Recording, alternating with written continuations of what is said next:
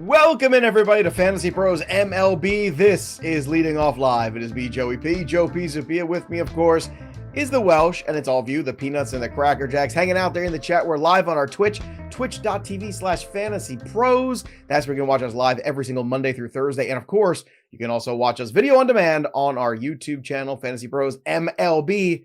Yeah, that's right. We just crossed 26,000 subscribers. We're trying to get to 30,000 this year. We might be able to do it. You never know. Don't count us out. Welsh, what a crazy night of baseball it was. You had 5 walk-off hits, 4 two-homer games, 3 walk-off homers, 2 grand slams, and a partridge in a pear tree. Not bad. Not bad, MLB. Bruno, it was a fantastic night of baseball. I just noticed it. I didn't even notice it. Another fun one, Bruno, is that that was Tatis's first career walk-off last night, too. We had walk-offs across the board. We had rookies stepping up. It was a true sight for baseball, Mr. Bruno Pizzapia. Yeah. Hey, my dad would be very happy right now. Well, let's talk about another thing that made me very happy, which is the Athletics performance yesterday, because not only did they beat the Dodgers, which is always fun, but Nick Kurtz got his first big league home run. I'm so excited. They dropped him to 9th in the order, and he looked so happy, Welsh. I don't know if you saw the facial expressions of Nick Kurtz after the home run.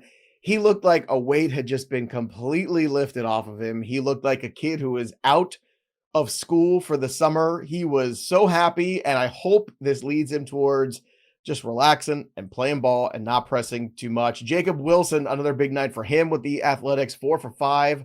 I want to talk about this player too, because he's such a strange anomaly statistically when you're looking at him, what we are used to seeing nowadays in terms of offensive players. He was on base all 5 times. He even reached on an error yesterday. So even though he was 4 for 5, he was still on base 5 times. His slash right now is 363, 389, 512. He has 58 hits and just 41 hard hit balls. What do you think of that? Like, in just terms of like the statistic profile of a guy who doesn't walk, rarely strikes out, and just makes so much contact, a la Arise, but kind of a different version, I guess, now 2.0. Yeah, I want to touch on Nick Kurtz in a second, but I completely agree. He is this really fun, great anomaly, makes just so much contact. He's got the profile of the Luis Arise type of guys. Like, they don't barrel the ball a lot. They don't hit the ball hard. He doesn't strike out. He's like a classic, incredible points league player. I think the ballpark definitely is something we've got to take a look at. I mean, you can see just in the visual hit spray chart on Savant, they don't look like they're no doubters, but also they have an expected home run metric on there. And his expected home runs are 2 less. So he's at 2.9 where he's got 5. So, even the projections are saying like, yeah, 3 of those 5 homers were doubted homers. They wouldn't have gone in every other place. So, I think he's taking advantage of specific ballparks. I mean, in the Dodgers, in that corner, that really works well. He's pulling, but this is the thing. At the end of the day, this is the thing that makes a player like this, or any of these guys that have these like 92, he has a 93.3 zone contact percentage. When they make that type of contact, you're just like, just get quality of contact. Figure out how to make quality of contact with it, because good things can happen, and good things are happening with Jacob Wilson. And also they're happening with Nick Kurtz. It was a little crazy pilled for me when it wasn't just you, but it was like the chat would be like, what's going on with Nick Kurtz? We did this for like a week. And it was like, guys, he's a young player, but also he was hitting for average this entire time. That's what I kept screaming to everybody. He's still hitting 270, even though he's striking out like crazy, showing decent metrics. Something's going to break here soon. And guess what? It is. Now no one's talking about why is Nick Kurtz struggling, because he's hitting 280. He's got great barrel, great hard hit. He's walking. He's getting the ball in the air. Guess what? His expected batting average, 263. The only negative right now are those strikeouts, and he's starting to find some rhythm. So all that panic, hopefully everybody chilled out a little bit with Nick Kurtz, because it's starting to click a little bit, and you got a really beneficial home ballpark. But what a 9-1, by the way. Kurtz at 9 and Jacob Wilson at 1. What a weird setup that A's team gets to do, Joey. It is.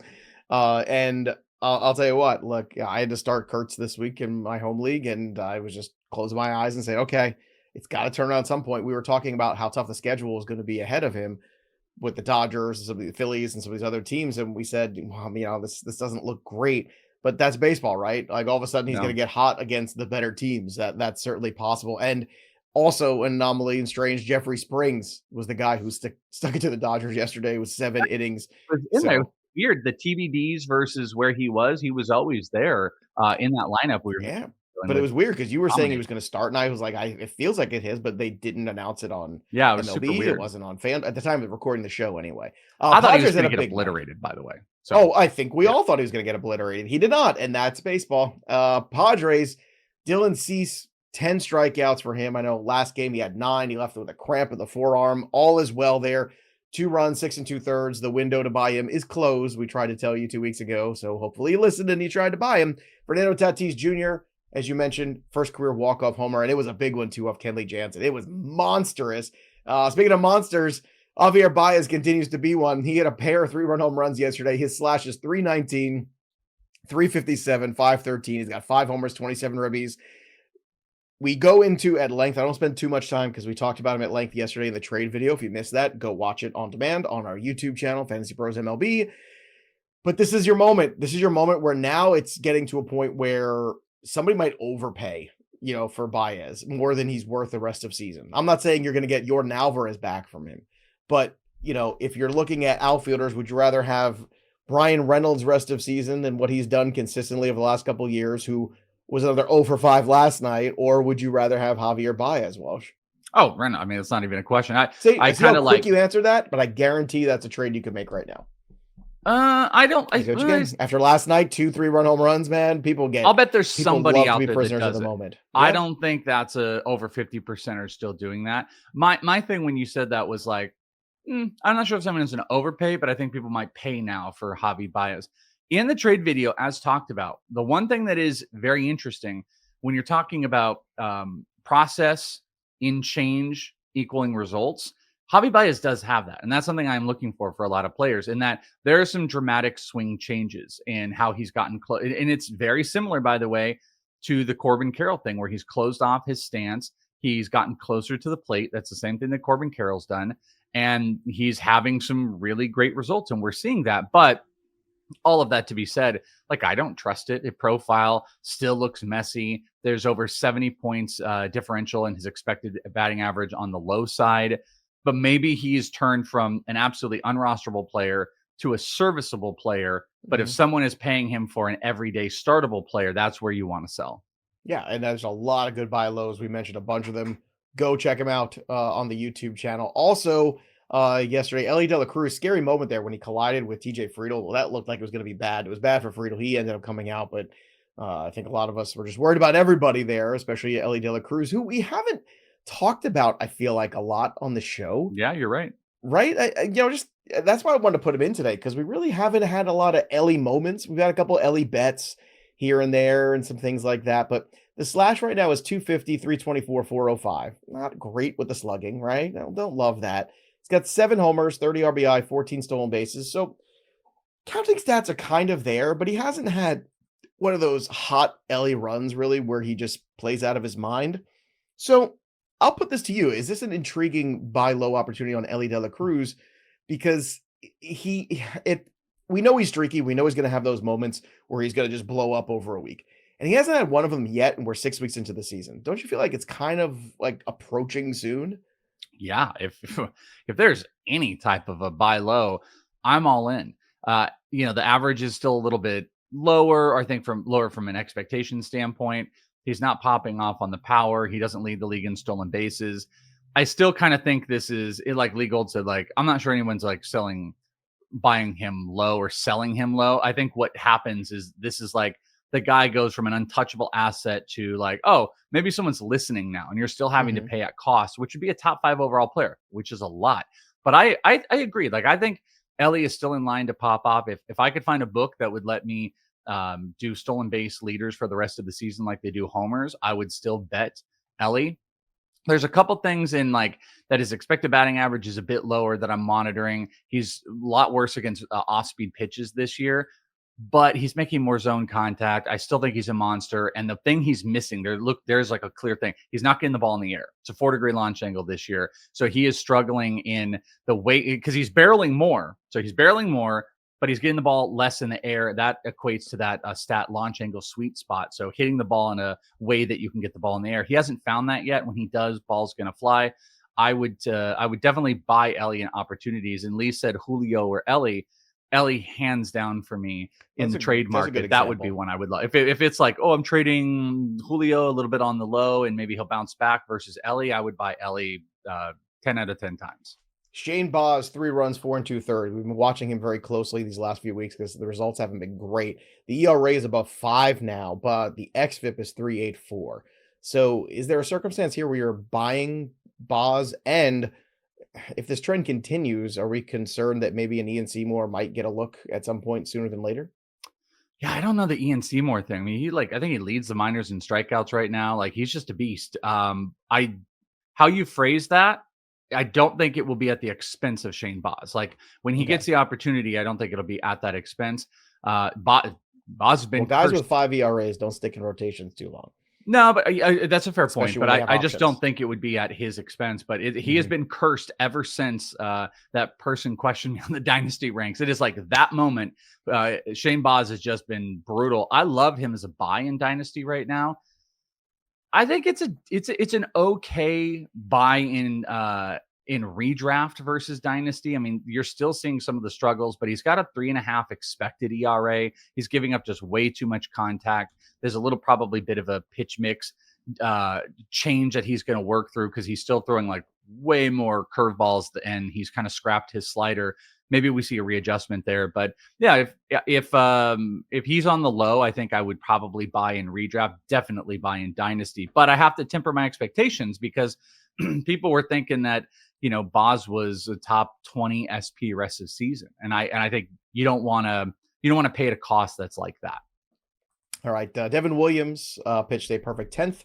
That's good news for anybody who's waiting on him to come back and be the Devin Williams of old. And speaking of, guys being the better versions of themselves, Jack Leiter picked up his 3rd victory of the season Tuesday. He limited the Rockies to just 1 run, 2 hits, 6 innings. He struck out 5, but it was the Rockies, the worst team in baseball, and historically one of the all-time worst teams in baseball. Are they an active baseball team though? If so, no one's told them. Okay, just checking. The Jack Leiter win 6, struck out 5. So the ticker is now at 1. When he gets to 6 starts, I'll call him a good major league pitcher. But you don't need to call him a good major league. What I think you need to do is you need not to poo-poo when he has a good start and then go, here we go, when he has a bad start. And it's like, maybe he's just like a mediocre major league pitcher. And I think that's okay. Maybe it was the Rockies. So let's not get ahead of ourselves. Let's take some questions here. Jerry wants to know about the Pete Rose thing. We'll save that for the end of the show. So if you stick with us at the end of the show, I don't know if Welsh has any thoughts on it. I know he hates the Hall of Fame anyway. So I have some thoughts. But... You have some thoughts? All right. Is Tyler O'Neill droppable for Matt on the mound? I'd have to pull him up. I'm gonna probably say yes. Yeah, 208, 2 homers. He's dealt with injuries. Presumably there's something decent out there. Let's go with yes. Austin Hayes or Kurtz? It's definitely Kurtz for me. Kurtz, absolutely. I've seen Hayes have these little moments before. Let's go to it's Bogger. Joe, I know how you feel about Michael Harris, but I just traded Senga and Alvarado for Michael Harris, Ketel Marte, and Iglesias. How do we feel? I feel great because you got Ketel Marte. So traded Senga and Alvarado and got Harris, Marte, and Iglesias. Yeah, I mean Senga's been good, but I love getting Marte. And look, Senga is also a guy whose ERA is not going to hold where it is right now. The expected ERA is going to bring it back around for sure. Yeah. I know we got somebody who paid with points. I want to find them. It's Stanley's question. I see it. Oh, Stoney sports question. There you go. Stoney, what do I do with Brenton Doyle? 12-team roto. My outfield is Merrill, Nootbaar, Springer. I also have Cruz on my bench. I'm holding on to for dear life. Also have Josh Lowe coming off the IL. So what do you want to do here with Doyle? Ooh, man. It was one of the lowest in the preseason on Brenton Doyle. I might have been the lowest. And he got off to a decent start to the year. He did. Your call. The first 2 weeks, you were like, biting the nails a little bit. I had a couple of those, though. It was like Matt McClain and Brenton Doyle. I was like lower than anybody on. And then they came out the gates, and I was like, all right, here we go. And then they have come back down to earth. Doyle's still got some profile stuff that looks solid. You'd probably be surprised at his struggles that he's striking out less than he was last year. Hard hit barrels are better than they were last year, but he's hitting just 215. You got a great ballpark. He's underperforming as far as like BABIP goes. That, you know, if you're in a short league, a 10-team league, I think you can probably move on. I think might be advantageous to hold for a little bit because, yeah, there's some stuff I keep looking here. I mean, zone contact percentage is better. Barrel is better. Hard hit is better. He's improved on strikeouts. Like all those things are going. He's getting a little bit unlucky as far as the BABIP goes, and he's got a great home ballpark. He's got some loud tools. So I think if you can hold, probably hold on him. But if there's somebody super fun that's out there, you know, whatever, Chandler Simpson, I would make that move. Here's an interesting one from LeMay. Noelvi Marte or Royce Lewis rest of season? I mean, I would lean towards Royce Lewis here because I've seen the high points for longer periods of time than Marte, but it wouldn't shock me if Marte was the right answer at the end of the day, which I know is not great, but I think you have to try with Royce Lewis. I think at this point, I think he's just further along in terms of the credibility factor. I think that's where I would put it. Yeah, that actually is a tougher one than I thought it would be because it's very tough. Like Marte got hurt.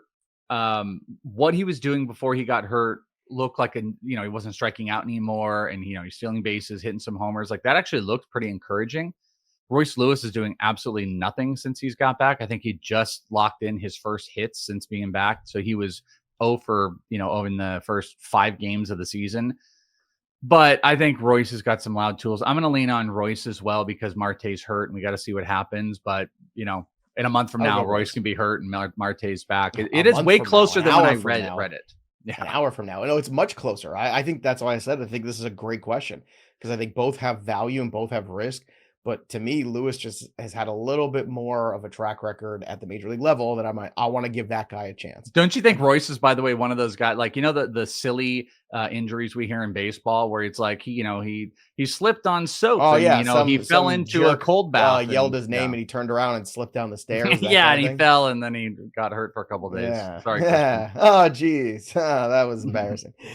Here's from Lee. Great stat. Joe's going to love this. Only twice, I wonder if Bruno will like it. Only twice in MLB history has a starting pitcher pitched 2 1/3 innings, 12 base runners, and 11 hits allowed, and both were Tanner Houck this season. Ooh, where's Mike Mayer now? Where is he about his Boston Red Sox? We got it. Speaking of the Red Sox, rookie Lookie, Marcelo Mayer, 2 for 4 with a 3-run homer. I mean, he's becoming undeniable right now. He's sitting on my bench in a league too. I'm just waiting. I'm waiting for that call. And Bubba Chandler, 8 Ks, 5 scoreless for AAA Indianapolis. So want to put the Bubba watch back on? It's always on. It's next start. What do we are okay. So here's a good thing to do. We are past the line, whatever we create that line to be. There's a line where it's like I can justifiably, or anybody could justifiably say, and that was the whole season where it was like, all right, you got to build up, you got to do this, and then you start to get really close. And we're like, okay, it could be in the next week or two. Then you pass the line where it's like, this doesn't make sense anymore. It should be any day. That's where Bubba Chandler's at. Bubba Junior Caminero was at that last year where we were just like, what are we doing? Why is he down until August or whatever it was? We're past the line that makes any like justifiable sense with Bubba Chandler. He had he bounced back from a poor start, bunch of strikeouts. We should be there. So I will, every time you ask me, I will say the next start is when he should be up in the majors and should be the call. And I still hold to, if you've been holding on to him, I still think you kind of should, because you drop him now. If you've been holding on to him for 6 weeks and you drop him now, and now's not the time. Some slap D's going to pick him up off the waivers because you dropped him when he gets called in 2 days. You're going to hate yourself.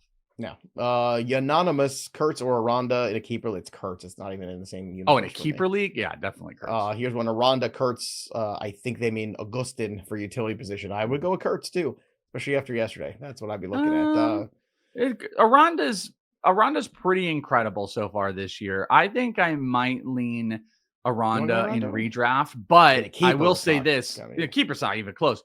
If Kurtz carries this over, Kurtz is going to be on this line, but you would kill for the profile that Aranda has for Nick Kurtz. So I guess I'll lean Aranda on that. All right, Luceros. I have Grayson Rodriguez and McClanahan on my IL, my first league, but with the injury news, are they worth stashing? They're getting harder and harder to keep if you're getting squeezed at the IL spots, but I mean, you got to try to keep both of them or trade one of them. And yeah, I think the way I'm looking at both of those players right now is if someone's going to give you a useful piece, a David Peterson back of the rotation kind of starter that you can pick your moments with, and who's actually going to play in the next 6 to 8 weeks, I think I'll take that piece. I'll take Griffin Canning for one of these guys. I just don't want to wait and have my whole season waiting on these guys to come save my season. And meanwhile, every week I don't have them. They're hurting me. In redraft, it's starting to hurt me. Does David Peterson and Griffin Canning like fix what you've been waiting for? Like, that's my only argument. Statistically speaking, if you just take the names away a little bit, I mean, they do. That's the thing. I think you have to look at these hard conversations you have to have with yourself at this point, where you look up at we'll do an exercise, right? Well, let's look at the stats of major league pitchers and where they're at in terms of some of these guys. I'll throw some names at you that have been surprisingly good. I don't think anyone's going to give you Robbie Ray necessarily, right? We agree, right? Especially after that last start he had yesterday. That's probably not going to happen. I don't think Nola's available, right? Not for these guys. No. Jose Berrios. Probably yesterday. Not. I think the names you listed are the ones where like that's probably all. I mean, I guess if I'm thinking of it like inversely, like I feel like the Shane McClanahan owner doesn't want to trade him for David Peterson, but if you were like, that's as much as you could probably give to get him. Would you take Mitch Keller for him? Strikeout to walk's been pretty good. Kind of league average 4 ERA. Maybe because there's a lot of trade rumors. Maybe he can move on. And to Peterson and Canning's, okay, Peterson's got a 3.05 ERA. Canning's got a 2.36 ERA. Both have 8 starts. Both have gone over 40 innings. No. 42 to 16 strikeout to walk. 43 to 16 strikeout to walk. I mean, geez, that's pretty good productivity. Listen, here's what I'll say. If I told you those were Shane McClanahan stats, I'd be like, okay, cool, McClanahan's back. To like, I'm being kind of indifferent here because I think it's kind of tough. But at the end of the day, we still have no timetable on Grayson Rodriguez. And he said it like a couple weeks ago. I don't think we have one on McClanahan either. Well, we have worse news because yesterday the report came out that he's still feeling pain in his triceps. And that's pretty concerning. Not pain. I want to say it was soreness. Or I want to get the verbiage right because he didn't use the word pain. I think I have it in the notes. Discomfort. Lingering discomfort. I saw a blurb that said pain, but maybe discomfort. Lingering discomfort. Oh yeah, I see this. The FantasyPros one, still feeling discomfort. Yeah. Right. Would you drop one of those pitchers for Chandler Simpson or Bubba Chandler? I assume Bubba Chandler. Yes, Chandler Simpson. Yes, stolen bases. I think I probably would. I probably shouldn't be as indifferent as I am. At the end of the day, if you could get a Peterson or Canning with what those guys are doing, probably should. But I guess like if your IL is not a huge issue and a mess, and you're like, oh my gosh, I don't have enough space and I got to drop somebody, then I feel like the upside of getting both of those guys for the second half of the season is still really positive. But if you are in that, I think you can make a lot of these moves. Bubba Chandler, I'd probably prioritize over both of those guys, I guess, right now. Speaking of Bubba Chandler, that brings us to our Microsoft Chasing Challenges segment for today. Just like the athletes who push boundaries and redefine what's possible, business decision makers today are turning challenges into opportunities. And Microsoft meets you where you are with tools and guidance to help you make impact with safe, secure AI solutions. So whatever challenges you're facing, Microsoft empowers you with the expertise to say, bring it on. And in this segment, we spotlight the challenges faced by the Pittsburgh Pirates and why the hell they're waiting to give us our Bubba. Where's our Bubba Chandler? We've been waiting, and I know he had a bad start not that long ago. And to Welsh's point, he's human. He's going to have some bad starts, but 8 strikeouts yesterday. Come on. If he's not up here by the weekend, what are we doing here? This team needs some sort of injection of life.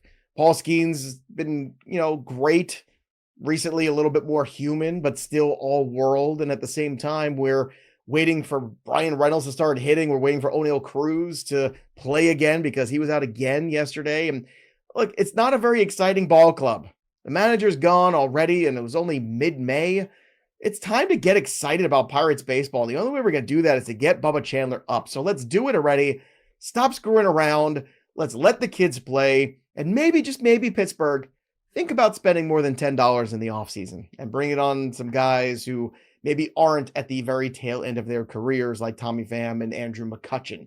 So Pirates, you got a long way to go to compete, but at least start being competitive every day on the mound by giving that rotation another injection of life too. All of a sudden, it's a pretty good rotation with Skeens, Keller, Chandler, and hopefully Jared Jones at some point as well. And that is this week's Chasing Challengers segment. Remember, Microsoft's AI solutions empower you to take bold steps and new ideas to help drive your business forward. With Microsoft as your trusted partner, you can navigate your journey with confidence, finding innovative solutions and reaching new possibilities. Visit Microsoft.com/challengers to learn more. Let's get to some more baseball, and let's start with the ups and downs from yesterday. Robbie Ray, 3 runs, 6 innings, 9 strikeouts for him. Andrew Abbott, great, but no decision against the White Sox, 7 Ks. And Josh Jung, 2 homers for him. The downs, Jose Berrios, classic Jose. Good starts, bad starts, mediocre starts. At the end of the day, he ends up being your league average pitcher. 5 runs, 4 earned, and 5 1/3. Landon Knack got shelled yesterday against the Athletics. He gave up 5 runs and 4 2/3. And Jeff Hoffman, 5 runs, blew a save. Now, he has allowed at least 3 earned runs in 3 of his last 5 appearances. So, Welsh, take me to Toronto and the closer role. What's in the future here for Hoffman? It might be big Chad Green speculation time. I know someone had mentioned that not too long ago. And this was the curse of curse. And maybe it was you, but I think a listener also had brought it up. Me. And I was just like, no, I brought it up. Okay, well, Jeff Hoffman had signed that deal. He had been pretty solid through the season. He had everything locked up.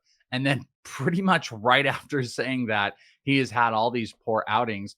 Chad Green has been pretty good. He's got a 3.5 ERA. I will say, though, oh, my God, he's giving up 20% barrel right now. And he's got an expected ERA that's over 5. So this isn't exactly Cade Smith taking over for Emmanuel Clase or Luke Weaver taking over for Devin Williams. I kind of still think that Hoffman, even if they were to say, like, we're going to give him a little rest or something like that, and they go to Chad Green, I don't think Chad Green's taking this over for him. So I'm still probably a pickup if he's dropped or something like that on Hoffman.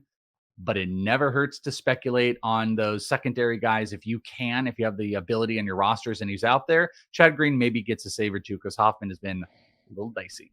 Yeah, if you need help making moves, use My Playbook. Manage all your fantasy baseball lineups and dominate your leagues with My Playbook from FantasyPros. Again, it's the most powerful suite of tools you'll ever find. Go to fantasypros.com/MLB My Playbook or download the Fantasy Baseball My Playbook app today.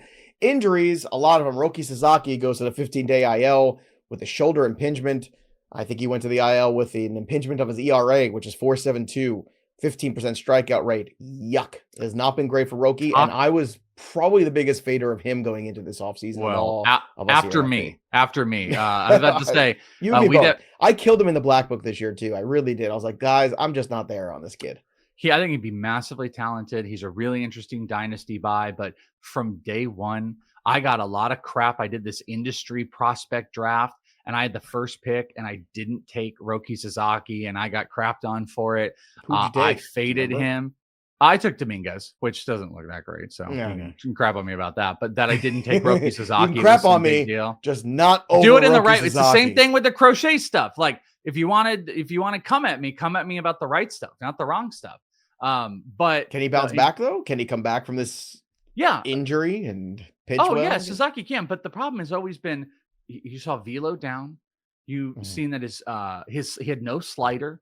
His fastball was kind of flattened out. It was all the split finger. Injury problems. There's this little mental game to it. From day one, fading him. Unbelievable ADP that he had going on.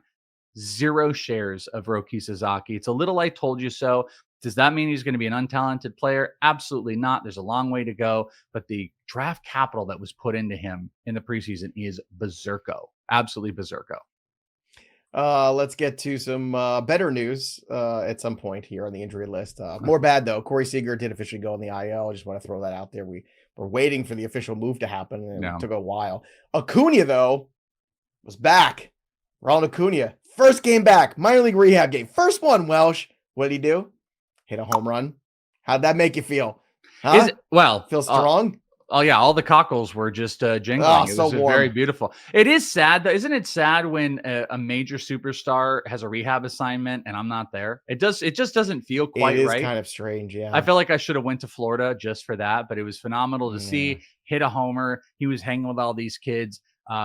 This is why I'm also taking that under again. He's not going to be for the. I think it was in the FCL. He's going to move up. He's going to get a little bit more competitive. And I really do think what did you say, June 6th originally, you're going to get him right before May happens, that we're going to get Ronald Acuna back, and love to see homers in those first rehab starts. There's no I'm trying to remember too. Was he on the 60? Is there a date where he's not allowed to come back before June? That's a great question. I don't remember if he was put on the 60. Where's the research team? Somebody get them on there. But also, research team. Let's say he was put on this, because you could retroactively do it. If he was put on the 60, the season started, I think, the 28th, which would line up beautiful for the 30th. So there you go, just in time. So if that's the case. All right, Kevin Cash, we mentioned it earlier, was mentioning that Shane McClanahan still feeling discomfort, lingering discomfort. And he's not going to start ramping up the intensity right now. So there's still no timetable for Shane McClanahan, and that just sucks, man. I went all in this year with McClanahan and Alcantara, and let me tell you, in this one league, it has not been good to me. It has not been good. It's been an epic fail. I have to own it. It's been terrible. The math was good. The risk was good. The price was good. It's just been terrible. Tyler Glass now. He's clear to start throwing. Okay, so keep your fingers crossed that goes okay. Throwing. Logan Gilbert, 25-pitch bullpen session yesterday. Yu Darvish is going to make a minor league rehab start today in AAA. TJ Friedel, we mentioned earlier, had that terrible collision in center field with Elly. Gravity treadmill to fielding and agility drills on Tuesday. So maybe getting closer to a rehab assignment for Mike Trout, which would be great. And Welsh, that brings us to the best bets of the day with Joey P and the Welsh. Let's take a look at today's betting slate. We got a lot of day games. We're going to go right to the night, and I'm going to go right to Nico Horner plus 225 to steal a base. Now, why am I doing that? Because Augustin Ramirez is just 1 for 15 throwing out runners this year. That's not great. Nico's got some wheels. He can steal a base. We're getting a huge return on this plus 225. So I love this. I went out there and I'm doing these stolen base props now. I'm very big on this because I like to see the catchers that are struggling to throw guys out and find the speedsters, because you're always getting such a positive number.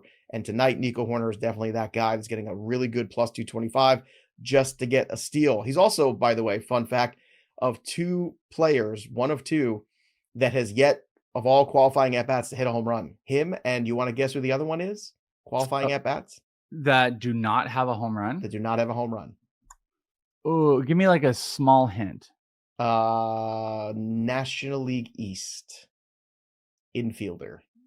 Oh, those are good hints. Mace, that's Central. I don't know. Let's leave it for the chat. See what the chat has to say about it. In the meantime, give me Aaron Judge to drive in a run today, plus 125 as well. He has a career 429 batting average with a 1,500 OPS against Castillo, who's on the hill tonight for Seattle. And Tariq Skubal, give me over 7.5 strikeouts at minus 104. Last 6 starts, he's been brilliant. 50 strikeouts, 1 walk in 37 innings pitched, 4 earned runs. Just incredible run here for Tariq Skubal. So those are my bets. Welsh, we'll go through yours, and then we'll see if anybody's got an answer. No, it's not Jackson Holiday. I said National League East. National League East, boys. Yeah. I'm going to go with the New York Yankees first 5 money line. I think Will Warren is on the bump, but more importantly, even though it's Luis Castillo on is why this is not like heavily favored in one direction, but Luis Castillo has not been great. Yankees offense has. So we're going to go first 5 money line. It pushes, we push. If they're up by a run through 5, we taking it home. We're going with the New York Yankees first 5 money line. Corbin Carroll is tied for the league lead in homers. Did you know that? He is a monster. There is some wind blowing out. It's to his opposite side, but he's not afraid, and he has punched plenty of homers out on the opposite field. But we don't even care about that. Jordan Hicks hasn't quite done that, but we're going to go with over total bases, 1.5 over total bases, which is plus money on Corbin Barrels, one of the hottest hitters in baseball, plus 105. And then this is going to be a weird one, but Hunter Dobbins, over 4.5 strikeouts, plus 110. Dobbins has kind of been a monster. I was doing a stream yesterday on my personal Twitch, and someone had brought him up, and you're looking and you're going, man, It's this split finger. There's this fastball. There's this like 3-pitch mix that's getting it going. He's keeping batters to, he's not a strikeout monster, but he's keeping batters to bad contact. You got the Tigers in town. I think that split finger is going to give some people some fits. So we're going to go 5 strikeouts, which Dobbins has hit, I believe, in 2 of his last 3 starts. So Hunter Dobbins over 4.5 strikeouts versus the Tigers at plus 110. Those are my best bets. Me and Puppet Joe. I don't know if you saw, Joe. We almost had a real true Puppet Joe moment pre bets of the day, but you came back, unfortunately. Well, I always come back. That's what I'm. But Puppet Hey-o! Bruno possibly today too, which could be fun. All right, don't forget, everybody, make your bets over with FanDuel at FantasyPros.com/leading off. New customers place $5 bet. You win. You get $250 in bonus bets only when you go to FantasyPros.com/leading off and use the promo code leading off when you download the Betting Pros app. Get 7 free day trial of the premium Betting Pros tools. You got NBA, NHL, MLB, all going on. NFL futures. Get your bet on. Use the Betting Pros tools. You got the parlay builder in there, the betting systems, the prop bet cheat sheet for MLB, and more. So head over there today, download the app, and use that promo code leading off to get 7-day free trial of the premium tools. To the home run board. Da, da, da, da. There it is. Wonky Penguin at 15, above the Welsh now at 14. Marty still at the top with 19. I did not get a homer. At up for grabs, I should say, is the Sammy Sosa jersey here, autographed by Sammy Sosa. And of course, it's from pristineauction.com. Head over there to get all your fun stuff. It's Father's Day. Great time to get some stuff for dad or the man in your life. Little, or even just yourself. Get yourself something nice. Yeah. Welsh, go get yourself something nice. Or Bruno, or the Welsh in your life. Whatever you want. All right, so tonight I'm going with Aaron Judge. Again, great numbers against Castillo. Aaron Judge is out of his mind. He's having a Bonds-esque sort of season.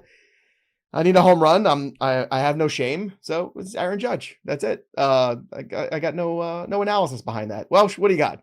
Well, I'm going to go shameless with you because I haven't done this all year. I've never picked Aaron Judge this year, I think. Check the records.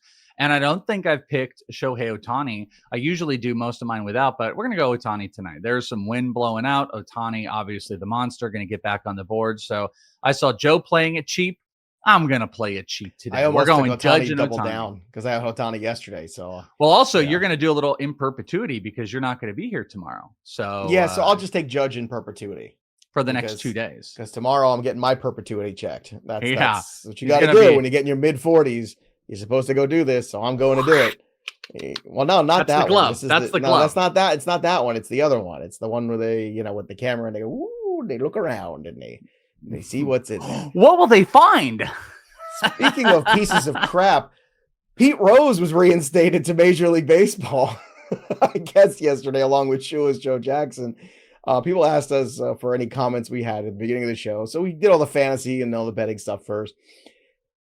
I think that America has a complicated history, and I think it's important to tell it. I think baseball has a complicated history, and I think it's important to tell it.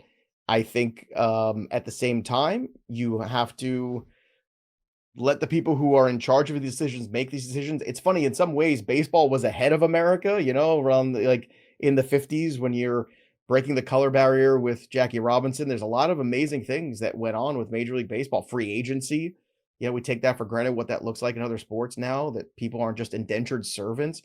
In a lot of ways, the story of baseball and the story of America go hand in hand, and they're not always pretty stories. Sometimes they're a little seedy. Sometimes they're gross. Sometimes they're sad.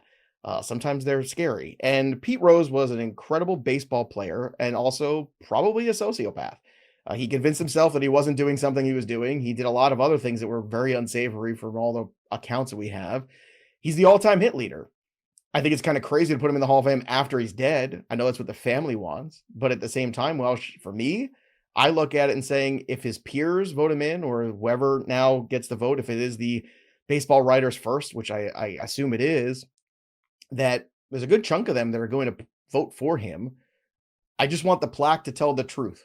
And I think at the end of the day, a museum is supposed to be the truth of a scenario and the truth of a history. Same with Joe Jackson, which is funny because Joe Jackson was never convicted of doing the things. He always said, I never did this. He was part of that group. And, he said, I never threw the games, the money never showed up, all that stuff. So I have an easier point with Joe Jackson than I do in some ways with Pete Rose, but I'm fine with both of them being in the Hall of Fame as long as the plaque tells the truth and the whole story and not just the warm and sunny version of it. Welsh, what are your thoughts? Yeah, I mean, I guess I for the most part just agree with that. Like there's a lot of stuff that people are bringing out about some things I didn't even realize about Pete Yeah. Rose and what kind of like a garbage person he could be in some spaces. But the Hall of Fame is about the player on the field, and like maybe some of those things can be differentiating factors for a fringy player. But like, this is a very different scenario. But like Barry Bonds should be in the Hall of Fame. Like there's 100%. just not a question about it for me. And again, tell the truth. Tell the truth on the plaque.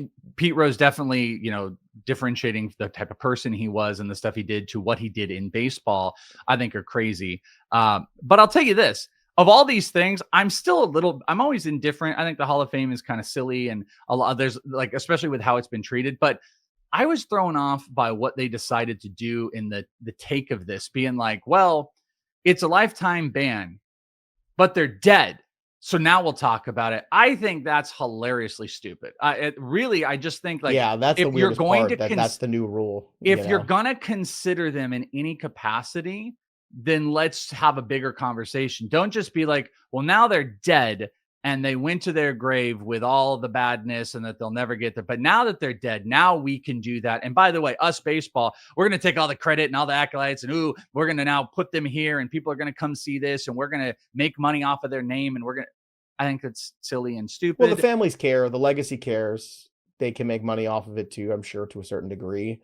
But once the person's gone, which is why I always hate when people go in posthumous. I hated when Buck O'Neil went in after he had passed away. A man who gave his life to the game of baseball, and so many people from the Negro Leagues had gotten in the Hall of Fame, but not Buck O'Neil, who was an ambassador to the game everywhere, just an incredible human being and a great baseball player too. I was so grateful that Dave Parker was not in that circumstance. He's not been well for some time. I want Dave Parker in the Hall of Fame to be there at the Hall of Fame. But it's baseball. Hall of Fame is a weird place. And there's not definitive answers for anybody. I think everybody knows it. At the end of the day, No. It's like everybody has their opinion on it. It's fine. I think there are some things that are kind of like you can just full on, say like we can't really disagree. Like Pete Rose was the all-time hits leader, so like that speaks for itself. That is what it is. But he lied about betting on baseball, which he did, which was illegal at the time and was subsequently banned. Tell the story. It's okay. It's a museum. It's a museum. But also baseball. They're just like, think about the museums, that have horrible things in them. They tell the truth, right? But they're accurate and it's important. And there's some scumbags that are in there right now for sure. There's guys who took steroids. There's some horrible human being, and Ty Cobb, not the best human being, right? But again, the circumstances are what they are. The answer, by the way, to the trivia question, the other guy was Xavier Edwards, who's in this next and last question. I saw. He's the guy that doesn't have a home run. Who should I take rest of season head-to-head? Edwards, Neto, Wilson, or Willie Adames? All available on waivers. Wow. Shallow league. That is a very shallow league. I'll go Neto, but these are all great options. And you should go with the hot hand if all those type of guys are sitting out there, because then you could just burn and churn. There you go. That'll do it for us. But the story of the game goes on. For the Welsh, I'm Joey P. We'll see you next time, kids. I'd like to vote for the Hall of Fame. They should give me a vote. I think I would take it seriously. I'm in the media. They don't talk about Bruno. No. I'm in the media. I want to be voting for the Hall of Fame. I think I could do it. Barry Bonds.